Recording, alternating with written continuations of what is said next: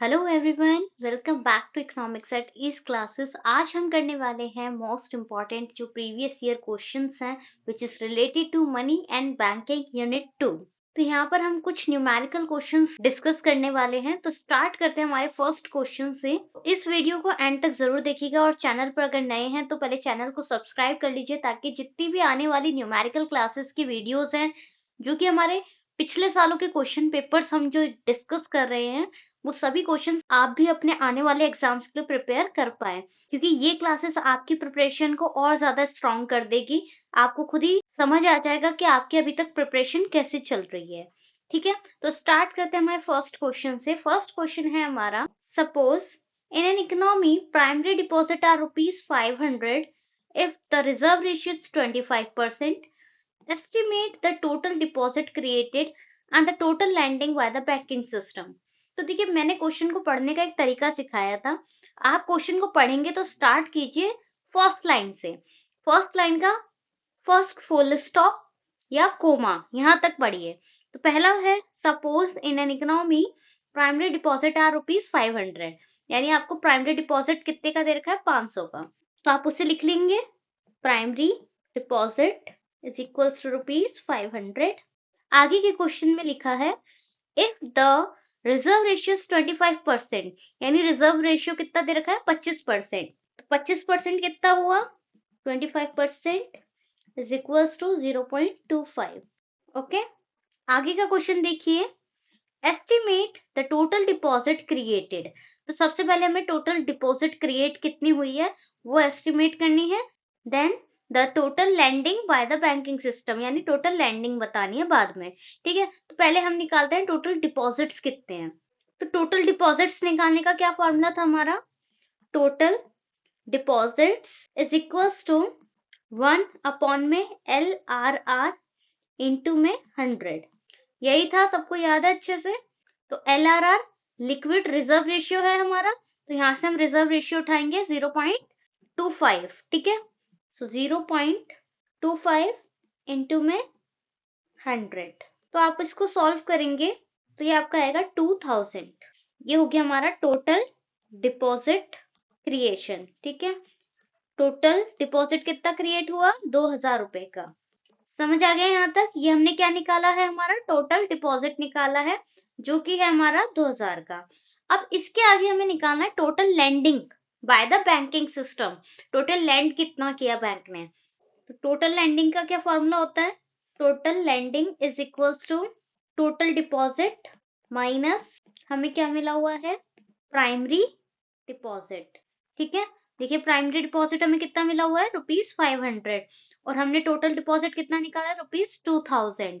तो आप यहाँ लिखेंगे ₹2000 माइनस में हमारा ₹500। तो हमारा टोटल लैंडिंग कितना आया, ₹1500। ठीक है, समझ आया। तो ये हमारी हो गई total lending. So I think आपको अच्छे से समझ आ गया होगा। क्वेश्चन हमसे बोला था टोटल डिपॉजिट बतानी है, तो हमारे को दे रखा था प्राइमरी डिपॉजिट 500, रिजर्व रेशियो 25% जो कि होता है 0.25। टोटल डिपॉजिट का फॉर्मूला है हमारा 1 में LRR इंटू में 100। LRR रिजर्व रेशियो हमारा 0.25 इंटू में 100 किया हमने, तो हमने टोटल डिपॉजिट निकाली 2000 की। अब हमें निकालने को बोला है क्वेश्चन ने कि टोटल लैंडिंग भी निकालो। तो टोटल लैंडिंग कैसे निकालेंगे, जितना हमने टोटल डिपॉजिट किया है उसमें से हमारा जो प्राइमरी डिपॉजिट था उसको हम माइनस कर देंगे। देन हम अपनी टोटल लैंडिंग निकाल देंगे। ये 1500 की टोटल लैंडिंग हुई है। क्लियर है। तो इस तरीके से ही हमारे क्वेश्चंस होंगे। ये था हमारा क्वेश्चन मनी एंड बैंकिंग का। तो मनी बैंकिंग में आपके इस तरीके के ही क्वेश्चन बनेंगे। सो इससे ज्यादा कुछ भी डिफिकल्ट नहीं आने वाला है। अगर आपने इतना समझ लिया, that's enough for your exams. Okay, अब हम आगे चलते हैं, नेक्स्ट क्वेश्चन करते हैं। किस तरीके क्वेश्चन और आ रखे हैं देखते हैं। क्वेश्चन पढ़ लेते हैं पहले। Assuming for a hypothetical economy, central bank increases the reserve ratio from 20% to 25%. 20% से 25% हो गया reserve ratio. And the total primary deposit stand at ₹1000। Primary deposit कितने का है हमारा, 1000 का। Explain the effect of rise in reserve ratio. Explain करना है हमें जो राइज हो रहा है रिजर्व रेशियो उसका on credit creation bye commercial banks. तो देखिए ये आपका सॉल्यूशन का शीट है। यहाँ पर मैं आपको दिखा देती हूँ। यहाँ पर देखिए, reserve ratio refers to the percentage of total deposit that commercial bank are required to keep as reserve with the central bank. तो पहले तो हम एक्सप्लेन कर रहे हैं कि जब सेंट्रल बैंक इंक्रीज करेगा रिजर्व रेशियो को 20% से 25%, इसे हाईलाइट कर देते हैं एक बार। It means that banks must keep a larger portion of their deposit as reserve and can lend out a smaller portion। तो ये बात ध्यान देने की है कि आपको एक्सप्लेनेशन में यही बताना है कि अब सेंट्रल बैंक ने रिजर्व का जो रेशियो है वो इंक्रीज कर दिया। पहले 20% का रिजर्व अपने पास रखता था, अब उसमें 5% का इंक्रीज कर दिया है। तो पहले 20 था और अब 25% का रिजर्व रख रहे हैं। इसका मतलब ये है कि बैंक अपने पास ज्यादा पोर्शन क्या कर रहा है, एज अ रिजर्व रख रहा है। ठीक है, डिपॉजिट्स का रिजर्व ज्यादा रख रहा है and can land out a smaller portion, और आगे को लैंड कितना कर रहा है, छोटा पोर्शन कर रहा है। तो छोटी सी बात आपको ये बतानी है सबसे पहले। फिर this directly affect the credit creation capacity of banks. ये डायरेक्टली अफेक्ट करेगा हमारे क्रेडिट क्रिएशन को बैंक्स के, राइट। फिर हमें न्यूमेरिकल डिमॉन्स्ट्रेशन के थ्रू बताना है। हमें क्वेश्चन ने दे रखा था इनिशियल रिजर्व रेशियो 20% था, क्वेश्चन में साफ साफ लिखा है, देखिए 20% से 25% हो गया, और प्राइमरी डिपॉजिट कितना है, 1000 का। सॉल्यूशन पर चलते हैं। तो देखिए, इनिशियल रिजर्व रेशियो 20% था, जो कि हो गया 0.20। फिर न्यू रिजर्व रेशियो 25%, जो कि 0.25। टोटल प्राइमरी डिपॉजिट हमने कितना देखा, 1000 रुपीज का। क्रेडिट मल्टीप्लायर इक्वल होता है 1 अपॉन रिजर्व रेशियो। अब इंक्रीज से पहले जब 20% था तो क्या था, क्रेडिट मल्टीप्लायर 1/0.20। 1 अपॉन में हम रिजर्व रेशियो रखते हैं ना, तो रिजर्व कितना था, 0.20 था, यानी 5 था। तो टोटल क्रेडिट क्रिएशन कितनी हो गई, प्राइमरी डिपॉजिट 1000 इंटू में 5, यानी 5000 रुपए का टोटल क्रेडिट क्रिएशन हुआ।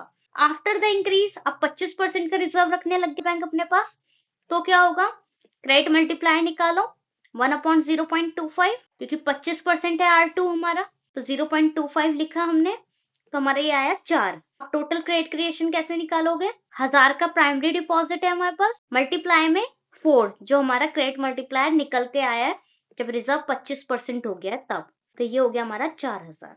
तो पहले हमारा 5000 का टोटल क्रेडिट क्रिएशन हो रहा था, अब बस 4000 का हो रहा है। तो रिजर्व रेशियो के इंक्रीज होने से, 20 से 25% होने से क्रेडिट क्रिएशन फॉल हो गया। पहले क्रेडिट के लिए ज्यादा पैसा जा रहा था, 5000 रुपए जा रहा था फर्स्ट राउंड में जब 20% था, और जब 25% हो गया तो हमारा कितना जा रहा है, 4000। ठीक है, तो credit creation falls from 5000 to 4000। Clear रहेगा। तो इस तरीके के क्वेश्चन आपको देखने को मिल सकते हैं। आपको एक सिचुएशन दे दी गई कि भाई 20 से 25% हो गया, तो फिर आपको बताना है कि अगर 20 से 25% हुई है तो स्मॉलर पोर्शन जो है वो लैंड के लिए बचेगा और रिजर्व जो है वो ज्यादा रखे जाएंगे। ठीक है, फिर आपने न्यूमेरिकली डिमॉन्स्ट्रेट भी करके बता दिया कि इनिशियल 20% था, फिर न्यू जो है वो 25% है, प्राइमरी डिपॉजिट 1000 था। क्रेडिट मल्टीप्लायर इस तरह निकालते हैं। फिर पहले हमने क्रेडिट मल्टीप्लायर 20% का निकाला, फिर टोटल क्रेडिट क्रिएशन करके 5000 निकाल लिया हमने। फिर आफ्टर इंक्रीज 25% था, तो 25% का क्रेडिट मल्टीप्लायर निकाला, देन टोटल क्रेडिट क्रिएशन निकाला, और फिर आपको साफ साफ पता चल रहा है कि यहाँ 5000 था, 4000 था, तो क्रेडिट क्रिएशन क्या हो गई, फॉल हो गई है पहले से। ठीक है, सो आई होप ये वाला क्वेश्चन भी आपको बहुत अच्छे से समझ आया होगा। इस तरह के क्वेश्चन आप इजीली अटेम्प्ट कर सकते हैं, बस थोड़ा सा दिमाग का खेल है, थोड़ा सा समझेंगे उस चीजों को अपने आप अपनी लैंग्वेज में बहुत ही अच्छे से आप एक्सप्लेन कर पाएंगे। आगे चलते हैं। देखिए, नेक्स्ट क्वेश्चन आपका एमसीक्यू से आया हुआ है। If in an economy the initial deposit 4000 crore and reserve ratio is 10%, the value of total deposit created would be rupees this। अब देखिए, ये तो आप क्वेश्चन आराम से कर सकते हैं, क्योंकि मैंने अभी अभी आपको समझाया कि रिजर्व रेशियो अगर 10% दे रखी है या 20% दे रखी है तो आपकी रिजर्व रेशियो कितनी हो जाएगी, रिजर्व रेशियो हमारा हो जाएगा 10% से कितना हो जाएगा, 0.10, राइट। और इनिशियल डिपॉजिट कितना है आपका, 4000 का। Initial deposit is equals to ₹4000 crore. अब आपको निकालना क्या है, टोटल डिपॉजिट निकालना है। तो टोटल डिपॉजिट का फॉर्मूला लगाएंगे यहाँ पर, total deposit is equals to initial deposit into में 1 अपॉन में रिजर्व रेशियो। तो इनिशियल डिपॉजिट कितना है हमारा, 4000 करोड़, 4000 इनटू में 1 अपॉन में रिजर्व रेशियो कितना है, 0.10। इसे सॉल्व करेंगे आप तो ये आ जाएगा आपका 40,000 करोड़। ये आ गया आपको टोटल डिपॉजिट, शॉर्ट फॉर्म में लिख देती हूँ टीडी। ठीक है, समझ आया किस तरीके से निकालना है? तो ऑप्शन बी इज करेक्ट। 40,000 आपका जो होगा वो वैल्यू ऑफ टोटल डिपॉजिट होगा। ठीक है, किस तरह निकालना है समझ आ गया? रिजर्व रेशियो दे रखा है 0.10, इनिशियल डिपॉजिट दे रखा है, डायरेक्ट फॉर्मूला पुट कीजिए, इनिशियल डिपॉजिट इनटू में 1 में RR reserve ratio. Formula put करने के बाद आपका टोटल डिपॉजिट निकल आएगा। आई होप आपको ये भी अच्छे से समझ आया होगा। 1 मार्क क्वेश्चन है, जल्दी से फॉर्मूला लगाइएगा, डायरेक्टली कर दीजिएगा और ऑप्शन के थ्रू चले जाएंगे। अब देखिए नेक्स्ट क्वेश्चन भी हमारा एमसीक्यू का है। हमने मनी एंड बैंकिंग में 4 कंपोनेंट्स पढ़े थे, M1, M2, M3, M4। ठीक है, उन्हीं में से ये क्वेश्चन आया है, on the basis of the given information money supply M1 would be rupees this. अब आपको कंपोनेंट्स दे रखे हैं, currency held by public, net demand deposit with commercial bank, net time deposit with commercial bank. अब आपको निकालना क्या है? M1। तो इसको निकालने के लिए आपको क्या पता होना चाहिए? M1, M2, M3 and M4, इन सब के बारे में पता होना चाहिए, इनके फॉर्मूलाज क्या हैं। ठीक है, फिलहाल तो आपको M1 निकालने को बोला है तो M1 आप डायरेक्टली निकालेंगे, बट ये तीनों भी आपको याद करके जाने हैं। तो M2, M3, M4 को भी देख लीजिएगा, हो सकता है एग्जाम में अगली बार आपसे M4 पूछ लिया जाए, तो आपको आना चाहिए ना। अभी हम करते हैं M1 को। तो M1 डिफिकल्ट नहीं है। M1 का फॉर्मूला क्या होता है? M1 is equals to C plus DD plus OD. C is our currency held by public, DD is demand deposit and OD is other deposits. ये होता है M1। तो क्वेश्चन देखिए, क्वेश्चन में कंपोनेंट्स में आपको दे रखा है first currency held by public, तो हेल्ड बाय द पब्लिक यानी C कितना दे रखा है आपको? तो यहाँ पर आप लिख देंगे ₹320। नेक्स्ट क्या दे रखा है आपको? नेट डिमांड डिपॉजिट यानी DD दे रखा है विद कमर्शियल बैंक, तो डिमांड डिपॉजिट कितना है? 260 का, सो प्लस ₹260। लास्ट आपको दे रखा है net time deposit with commercial banks. Time deposit हमारे M1 में नहीं आता है, हमारा आता है M1 में OD जो कि होते हैं अदर डिपॉजिट्स। तो अदर डिपॉजिट्स आपको नहीं दे रखे हैं, तो यहाँ पर आप अदर डिपॉजिट्स नहीं लिखेंगे। ठीक है, वैसे फॉर्मूला M1 का C plus DD plus OD होता है, तो यहाँ पर OD की जरूरत नहीं है, तो OD को हम यहाँ पर हटा देते हैं। हमने कर दिया C plus DD, तो ये हो गया हमारा ₹580। तो M1 कितना निकला? 580। तो option A is correct, M1 is equals to 580। तो ये बात हो गई हमारी M1 की। तो इस तरीके से निकालेंगे हम अपना M1 मनी सप्लाई का। ठीक है, तो अब यहाँ तो क्वेश्चन ने आपसे M1 पूछ लिया था, इसलिए आपने डायरेक्ट C plus DD लगा के बता दिया, बट हो सकता है M2, M3, M4 भी पूछा जा सकता है। तो एक बार हम उन सबको भी सीख लेते हैं, उनमें क्या क्या एड ऑन होता है। सो M1 में हमने क्या लिखा? M1 is equals to C plus DD plus OD यानी other deposit. C is currency held by public, DD is demand deposit, OD is other deposits. Next one is M2. M2 में क्या आता है? पूरा का पूरा हमारा M1 आ जाएगा, C plus DD plus OD plus saving deposits with post offices। ठीक है, ये हो गया हमारा M2 जिसमें M1 plus saving deposit with post office add होगा। Next one is M3।